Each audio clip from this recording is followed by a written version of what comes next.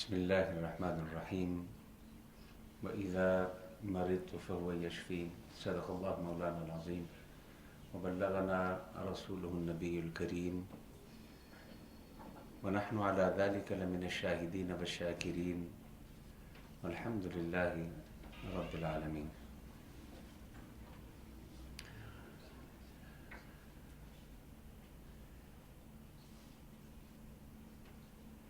Alhamdulillah, with the blessing and mercy of Allah subhanahu wa ta'ala, again we have gathered in this beautiful day and blessed day of Jum'atul Mubarak to remember Allah subhanahu wa ta'ala, to worship Him,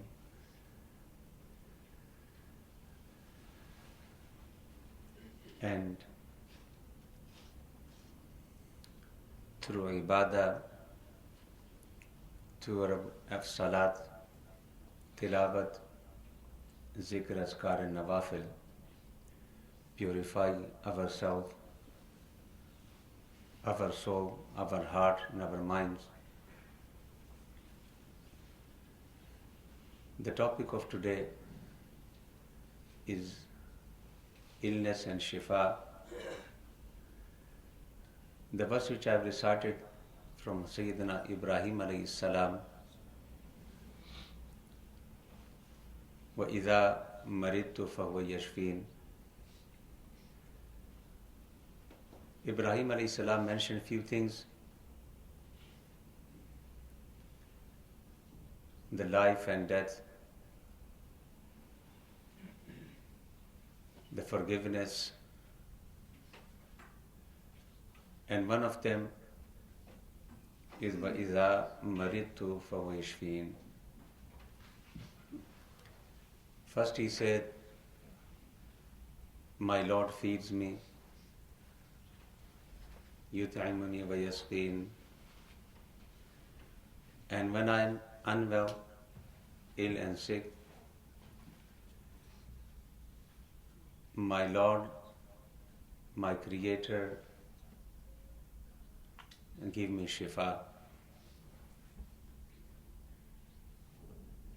As a human being, we all suffer from illness.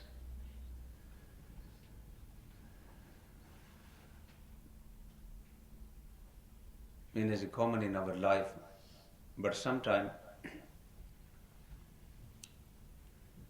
like nowadays, people are very concerned about coronavirus, which was started from China.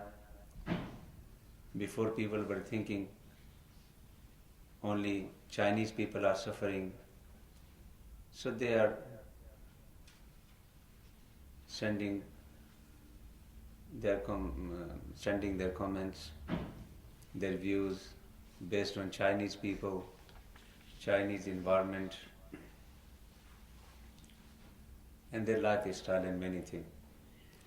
If you remember, I myself said that the first thing for physical fitness is akle halal, and the second thing is tayyib, and both mentioned together in Quran.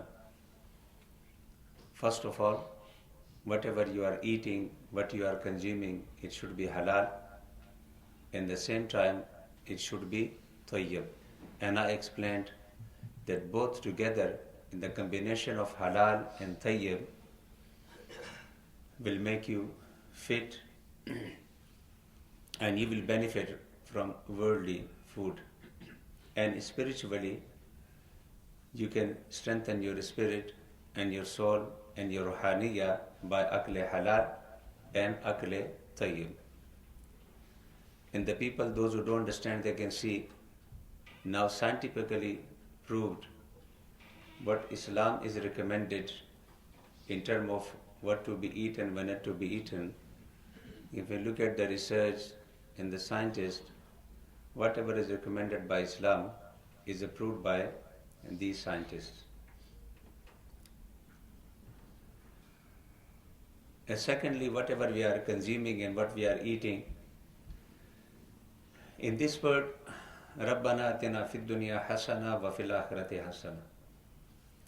We have to beautify our dunya and our akhirah together. And if you are not physically fit, you won't be able to offer salat and worship Allah subhanahu wa ta'ala peace of mind. So this life and in this world, as a Muslim, we have a combination of dunya and akhirah in all our a'mal and in all our actions. Some people think I'm just only for akhirah, but you can't beautify your akhirah without beautifying your dunya. Ad-dunya mazra'ul akhirah. So whatever you do in this dunya, your action, your behavior, your eating, whatever you're consuming, all affect your dunya, and the reward, the sawab or the punishment will be in akhirah. Islam is a complete code of life and covers all aspects of our life. Not like some ideologies or some religion just only talk about few rituals of worship, how to worship and how to please God, and some specific a'mal. So the whole religion and the teaching of the religion based on few rituals. And if you complete the course, then you are a spiritual person, you are a religious person, and you have completed the course. Islam is a complete code of life. How to relate yourself to Allah subhanahu wa ta'ala in form of ibadah, and at the same time how to relate yourself with the creation of Allah subhanahu wa ta'ala in form of your muamalat, and how to deal with your families, how to deal with your relatives, how to deal with your neighbors, and how to live in a society as a valuable member of the society, how the people can benefit from you. So physically should people benefit from you through your amal, and spiritually people can benefit from you, from your ideas, from your thoughts. So anything which affecting others or infecting others, whether it is physically or spiritually, it is forbidden in Islam. And the hadith of the Prophet, a very famous hadith of the Prophet ﷺ regarding the company, Al-mar'u ala dini khalili falyanzur ma'a man yukhalil. So the company of someone will affect you. The friendship of someone will affect you. Living with someone, dealing with someone will affect you. His or her character, his or her behavior, his or her lifestyle, his or her ideas, everything will affect you. If you want to know someone, so look at his friendship. The friendship will tell you the mentality, the level of thinking, the level of understanding of a person. What kind of person is this? What he likes and what he don't likes. The nature of a person could be easily recognized through his friends and through the company, the friendships, the environment where he lives. And this is very important spiritually and physically. That's why Islam forbids any society which can pollute any groups, any friendship, any partnership with someone which can pollute your heart and mind with evilness, with evil thought, with evil character, with evil behavior, with harmful behavior. The same time, the moment spiritually is a beneficial asset to the society, and human being physically is a beneficial asset to the society. As it is not permissible to harm someone through your ideas, through your thoughts. In the same way, it is not permissible to harm someone physically. Especially nowadays in this environment of infection, when you go to the Instagram, WhatsApp and social media, the people are saying so many different things and quoting so many things, confusing the message of Islam with their lack of knowledge. And I was reading with someone saying, all these scientists are wrong, all these infection is wrong, all these are rubbish, all these are nonsense, against the totally teaching of Islam. And for him, or the one who is claiming this, he said, no, the Prophet ﷺ says, Surul Mu'min is Shifa. The remain of a mu'min is Shifa. So whatever remain from drinking, from eating, if I eat the same as a Shifa, this is hadith of the Prophet. And these all are wrong, all the scientists are wrong. And someone is saying, Riqul Mu'min is Shifa. Ye jo lu'ab hai, the Riqul Mu'min, this is Shifa. So then, iska bhi koi fark nahi padta. There is another hadith, one is quoting, Waman shurba min suri akhihi, urufi adlahu sabuna daraja, the one who will eat the remain water or the whatever remain by any moment in form of drinking or eating, mostly is related to the drink water. Rufi'at lahu sabuna daraja, 70 grade will be raised for him. Wa muhiyat anhu sabuna khatiya, and 70 sin will be removed from him. Wa kutibat lahu sabuna hasana, and 70 reward will be for him. And because of these hadiths which they are quoting to the people, they are confusing people, and especially if any non-Muslim read this hadith, Surul Mu'mini Shifaun and all these things, and he say, and based on these, the person is challenging all the infection, all the virus, spreading of coronavirus or SARS or all these things. He say all these are nonsense, all these are rubbish, don't have any reality. And it is against the tawakkul of Allah subhanahu wa ta'ala. As a moment should be, you be strong believer as mutawakkil. Everything happens from Allah subhanahu wa ta'ala. So that's why all these things are nonsense and are not proved. It is propaganda. So the people will get confused with Islam and with the teaching of the Prophet sallallahu alaihi wasallam. First of all, bear in your mind, these are hadiths which people are quoting very frequently. And mostly this hadith, you might heard many times from the people, Surul Mu'mini Shifaun. This is totally mawzu. It is fabricated. No, you will not find in the Zakhira of a hadith this hadith. Surul Mu'mini Shifaun. And those who are quoting fabricating a hadith and annexing to the Prophet sallallahu alaihi wasallam, they should remember that the Prophet sallallahu alaihi wasallam says, "Man kaziba alayya muta'ammidan falyatabawwa maq'adahu fin nar." Those who are fabricating a hadith and connecting with me, they have to make their place in hellfire. It is a major sin to fabricate hadith. Even in the aqsam of the hadith, in the category of a hadith, the muhaddithin says the worst hadith in the category of hadith which is fabricated by some pious people. How they fabricated some pious people fabricated hadith?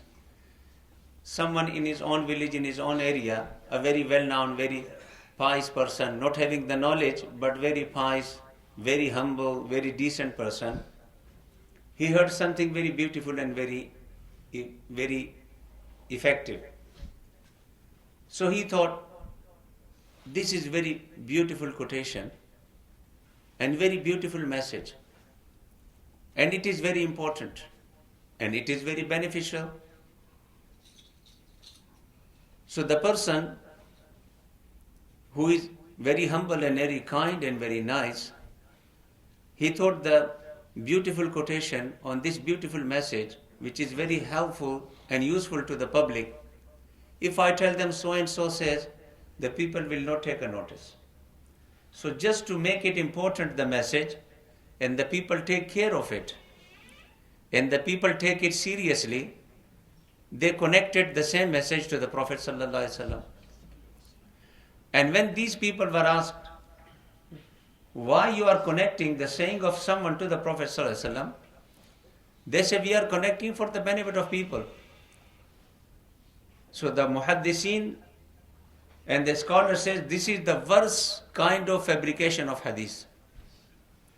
If any well-known liar says something, the muhaddisin, and especially says something very strange, the muhaddisin will be already aware of it, and they will take a notice, and they will search, so they can identify very easily this hadith is fabricated. If anyone from any Ahlul Bid'ah fabricated something, so it is very easy to analyze and to find out that something is fabricated. From Ahlul Hawa, if anyone from the people, those who are not very well known in the society and they don't have any credibility in the society, or the people know their character, their behavior, and some people know their level of understanding or their connection with special groups. So it is very easy for muhaddisin to find out that this is fabricated. Like muhaddisin normally, one of the criteria, if anyone is from the Rawafis and he says something regarding the Ahlul Bayt, so they take it very, very, very carefully, because they think being his mentality level, his understanding with a very specific group, and he is saying something against the Sahaba, so there must be something wrong with it. So they take it they are very well aware of it. So for them to analyze it very easy. This is only one example I give you. There are many other ways to find out the fabrication of hadith. But the muhaddisin says the people, those who are very well known in the society, and they are very known as a humble, as a pious, as a abid, as a zahid.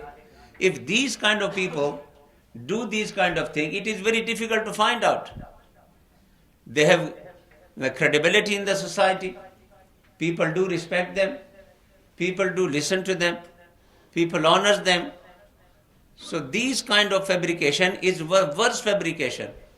And you know, the muhaddisin says to these kind of fool people, those who think now we are serving the deen of the Prophet ﷺ, and we are doing all these things lid deen, not fit deen. You know, they use the term that any addition fit deen is haram, but lid deen, to support the deen, is not haram.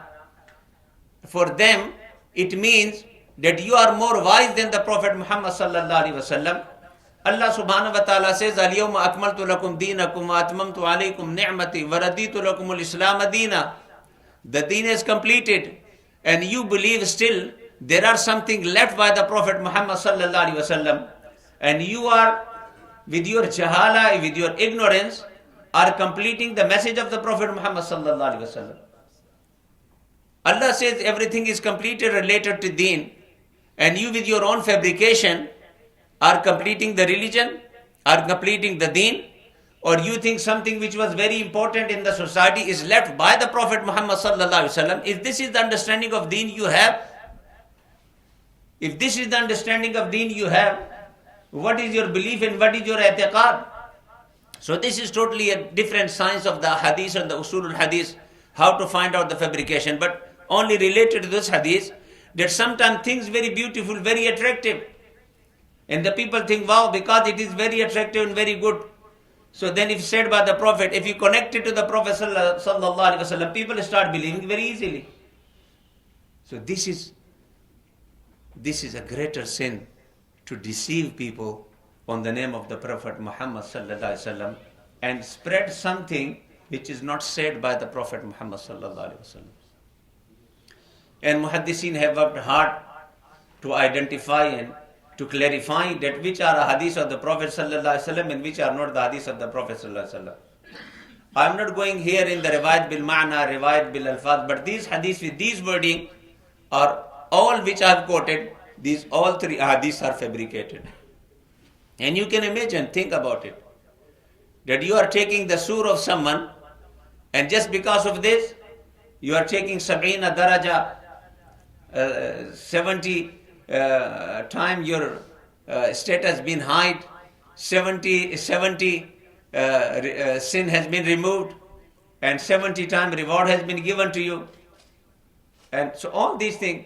So, and how the people are getting confused when they make these things, and they say, so having a distance with someone, not connecting someone, all these things against these hadiths, so we don't care about this. Whether someone is affected by the coronavirus or by the SARS or by any other Juzam or any other, I don't bother and I will take it, and they take these hadiths. This is totally misunderstanding. We have to be very careful to understand Islam and to understand the hadith of the Prophet Muhammad sallallahu alaihi wasallam. There is another hadith which is mentioned in Bukhari and Muslim, and we have to understand this hadith as well, narrated by many Sahaba Kiram. Abu Hurairah radiallahu ta'ala, one of the narrator, and he said, La adwa wala tiyara wala hamata wala safara wa firra min al-majzumi kama tafirru min al-asad. This hadith is narrated by Abu Hurairah radiallahu ta'ala in Bukhari, hadith number 5707.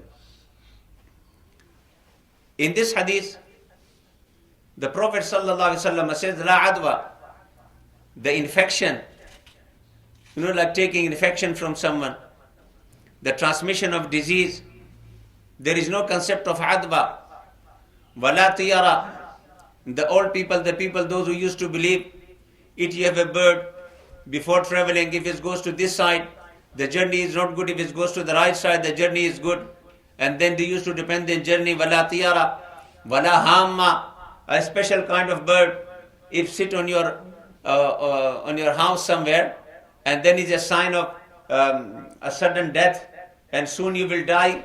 So the Prophet ﷺ said, La adwa, wala tiyara, wala hamata, wala safara.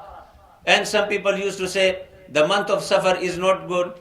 Traveling in the month of Safar, getting married in the month of Safar, in this specific month of Safar, doing these kind of activities is harmful.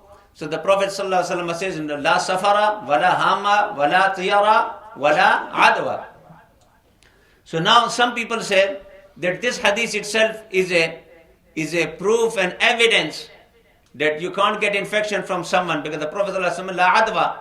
And if you go to Sahih Muslim, the further detail of this hadith, even one Sahabi says to Prophet ﷺ, Ya Rasulullah, if the infection is not transmitting to others, then we see one camel which is infected. When we enter to others, he infect all other camels. So from where this comes? So the Prophet ﷺ says, from where the first one has got this. If this one is infected by this one, the A is infected by B, the B is infected by C, the C is infected by D, and so on. So the first one, from where he got infection? So based on this, they say that this hadith, because this is in Bukhari, in Abu Hurairah radiallahu ta'ala mentioned this hadith, they say based on this hadith, these kind of transmission of infection and all these things are against Islam, and the Prophet ﷺ denied it, which is totally misunderstanding. You have to look at the whole hadith in the whole context of hadith. When you read this hadith, the same Bukhari, the same Abu Huraira, the same Ravi Abu Huraira, in the same Bukhari, where the Prophet ﷺ said, وَفِرَّ مِنَ الْمَجْزُومِ كَمَا تَفِرُّ مِنَ الْأَسَدِ, and run from the one who is suffering from lepers, the one who is leper, running from him, run from this affected person like you are running from a lion. So look at the hadith itself, the specific disease, a leprosy. The Prophet ﷺ says, if anyone is affected with this, so run from this person like you are running from a lion. So when you see a lion, what you do? You are trying to be away from it. So the same hadith, the same Ravi, the same Bukhari is telling you a very specific disease that you not have to contact this person. And there is another hadith of the Prophet Muhammad sallallahu alaihi wasallam, which I have quoted from Bukhari, a very famous hadith, and Imam Muslim also mentioned this hadith, that la yuridanna mumridun ala musahhin, that the person who is infected, la yuridu or la yuridanna, both words are mentioned in hadith. The one who is infected, ala musahhin, the one who is healthy, and the one who is not infected. And this hadith is also Sahih hadith. The Prophet Muhammad sallallahu alaihi wasallam mentioned in this hadith in Sahih Muslim, hadith number 2221, which is mentioned by Hadrat Abu Huraira radiyallahu ta'ala anhu always. And in this hadith, what the Prophet sallallahu alaihi wasallam says, the people, those who are infected, they should not get closer to those who are not infected. Means what you should do, if someone is infected already, you know the nowadays concept of the intensive care unit or rehabilitation centers, where you take people separately, that the other people should not be infected. This is the base of this hadith of the Prophet Muhammad sallallahu alaihi wasallam, that the one who is infected should not be better than the people, those who are not infected. So now you have to understand the whole hadith. The same Ravi Abu Hurairah radiyallahu ta'ala anhu, the same Bukhari. So how to understand these things? That there are two things. One is the taqdeer of Allah subhanahu wa ta'ala, that everything, the plant, there are some plants which contain poison. There are some plant which contains remedy. But who made this plant contain poison is Allah subhanahu wa ta'ala. Who made the other plant contain remedy is Allah subhanahu wa ta'ala. So tasir aslan, initially and basically, tasir and effectiveness in everything is from Allah subhanahu wa ta'ala. This is one thing you have to believe as a believer. And the mushrikeen in Makkah used to believe these things mu'assir al-haqiqi, that these things themselves are affected. And this will lead them to the shirk. And that's why they are committing all these tayr, all these hama, and all these shirkiya a'mal. They are committing based on all these things. And they were thinking all these things are mu'assir al-haqiqi, which is the base of the shirk.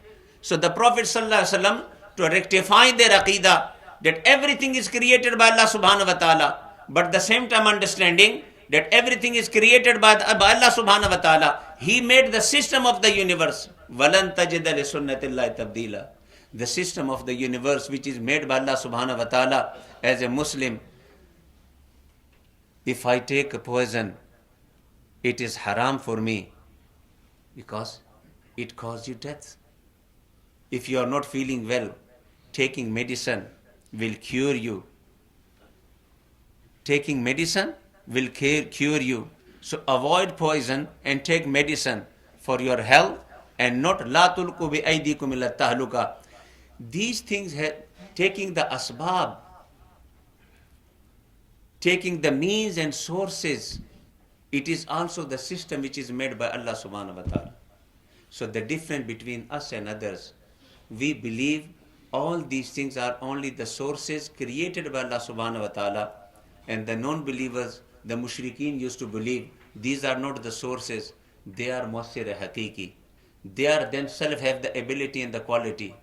The poison has itself the quality of death. The remedy itself has the quality of cure. So that's why they started worshipping snakes. They start worshipping mountains. They start worshipping waters. They were thinking the water itself is life. The water itself is life. The sun itself is powerful and source of light. As a believer, we say, all these are whatever is shining, whatever is remedy, wherever is a poison, whatever is good and bad, is created by Allah subhanahu wa ta'ala, and tasir in all these things is from Allah subhanahu wa ta'ala. So when you go to the tasir, then the hadith of the Prophet Muhammad sallallahu alaihi wasallam, you have to be careful. As the Prophet Muhammad sallallahu alaihi wasallam says, the one who is not infected should avoid those who are infected. And this is the asal. We should not get confused. The people, especially in this time, when the whole world is concerned about it, more than 83,000 people have suffered, and more than 2,800 people more or less are died. And it was started in China, then spreaded to 27 countries. And now, according to the Today report, it is spreaded to 53 countries. So, and the one final thing which I have to conclude, look at the beauty of Islam. All the precautions which they are issuing as a Muslim is already been told as a part of our life and part of our worship and ibadah. 5 times a day, wash your hands. 5 times a day, brush your teeth. You know the siwak which we left. What is the siwak? The siwak of the Prophet ﷺ is brushing your teeth, isn't it? So the doctor, before people used to say, when you get up early in the morning, do the brush your teeth. And then they say, no, before sleeping it is also better. So before sleeping and when you get up. But now we are talking about what time is better, what time is not. But Islam tells you, before sleeping, Isha time, brush your teeth. When you wake up, Fajr time, brush your teeth. After Zohar meal, brush your teeth. After Asr, lunch and brunch, brush your teeth. After Maghrib meal, brush your teeth. After Isha, your final sleep, brush your teeth. So 5 times a day brushing your teeth is the sunnah of the Prophet Muhammad sallallahu alaihi wasallam. Minimum 5 times washing your hands.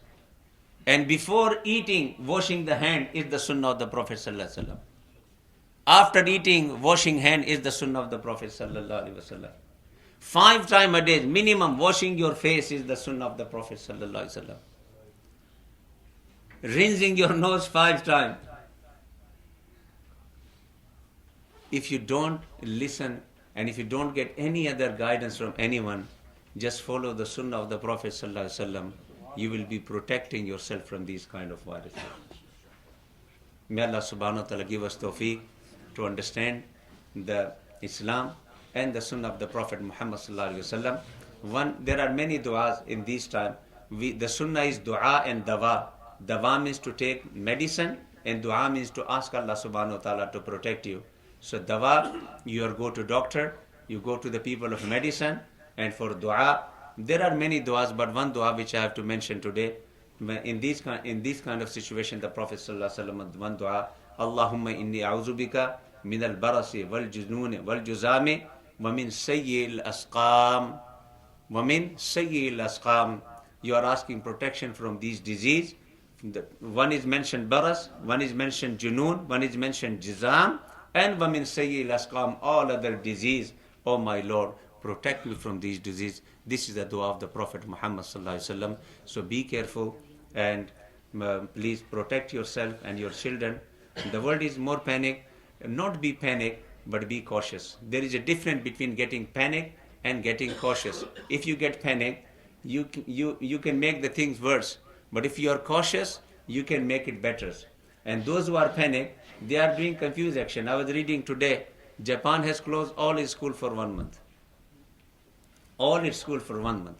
In one main island, they have they announced the state of emergency. Switzerland banned more than 1,000 people gathering. Legally, you are not allowed to have any kind of gathering. And so on is happening all over the world. In Saudi Arabia, the people, those who are getting ready to go for Umrah, unfortunately, even they have announced you are not allowed to go to Umrah. So the world is getting panic, but we should be cautious about these things, not get panic to face these kind of problem. Wa akhiru da'wana and alhamdulillah rabbil alamin.